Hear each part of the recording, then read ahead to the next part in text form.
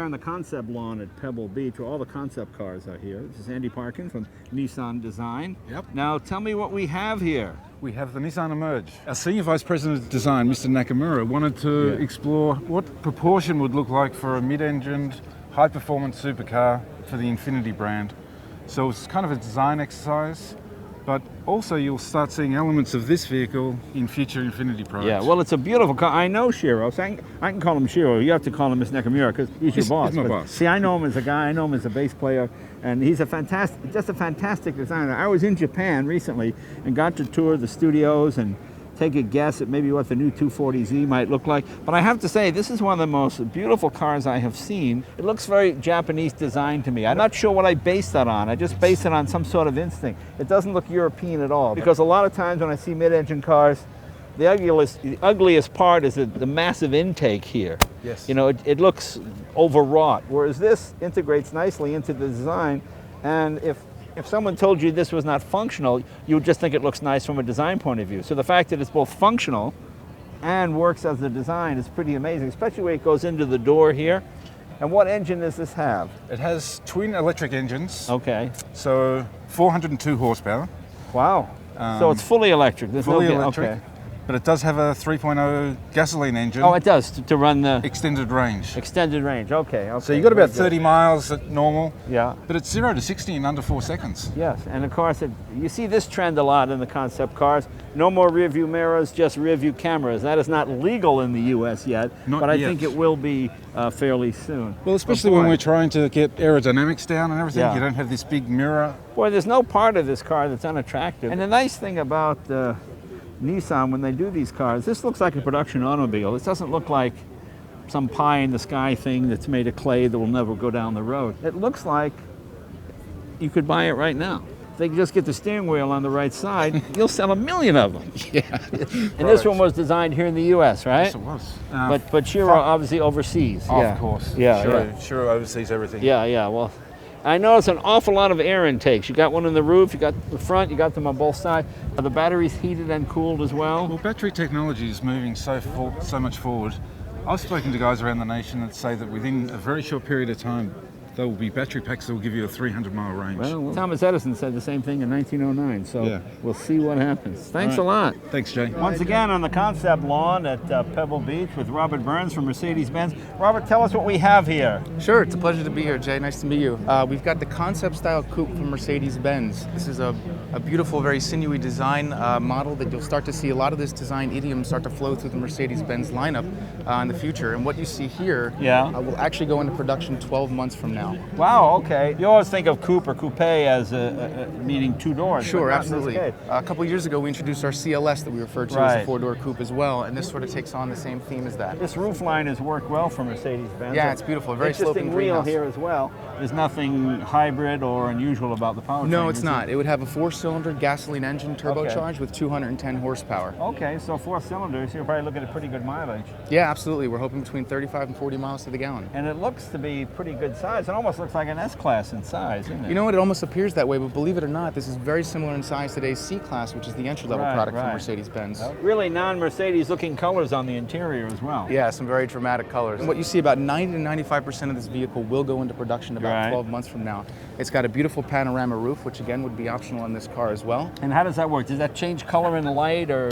This one will not, but what you would see, you'd see a cut line down this roof, and it would be a fully sliding and fully tilting roof as well, so fully functional, absolutely. So this one is about a year away. About 12 months away. Very Extremely excited. Thank you. I like the wheels too with the.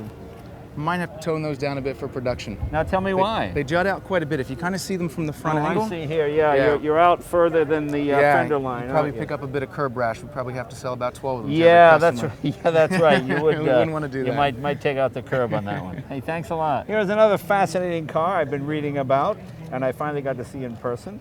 This is Colette Healy. You are product manager for Bespoke for Rolls-Royce. Product manager for Bespoke. That means made specifically to one person's direction. Is that correct? Yep. Okay. Now this is the Aviator model. Is that correct? Now Charles Rolls was the first man in Britain killed in an airplane.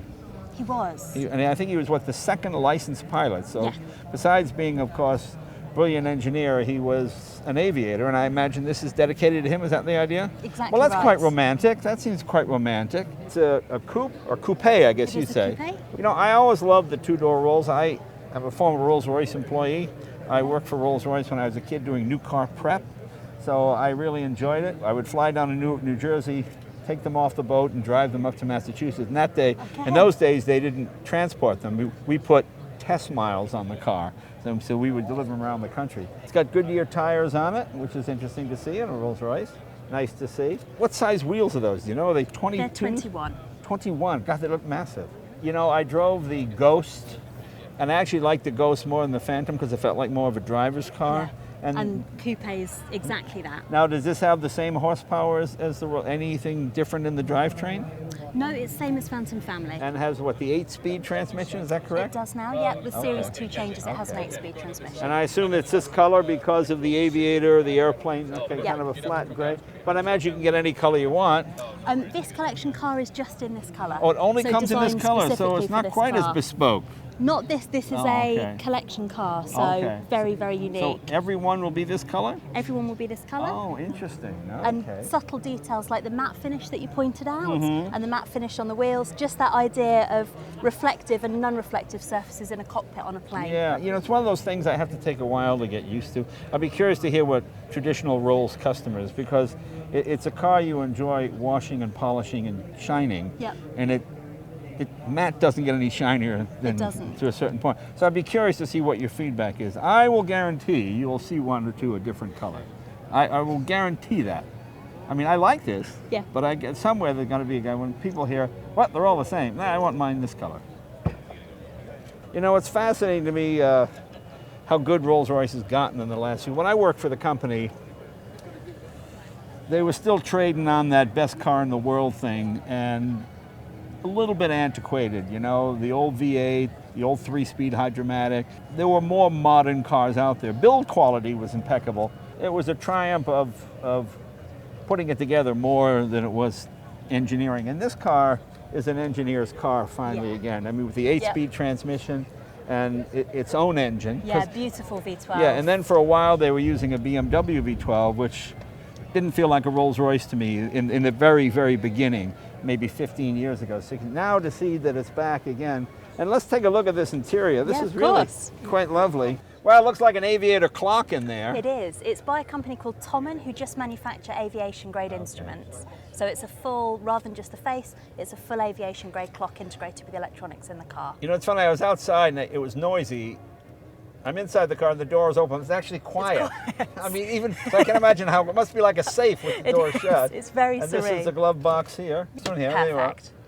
Oh, look, there's a Charles Rolls, 1908. He was lucky enough to be taken up in a plane by Wilbur Wright, one of the Wright brothers, at Le Mans in 1908, and they're the words that he spoke when he landed. Wow. So that was really the first experience of powered flight and what inspired him to then go on and commission his own plane and then set the record for the first double crossing of the Channel.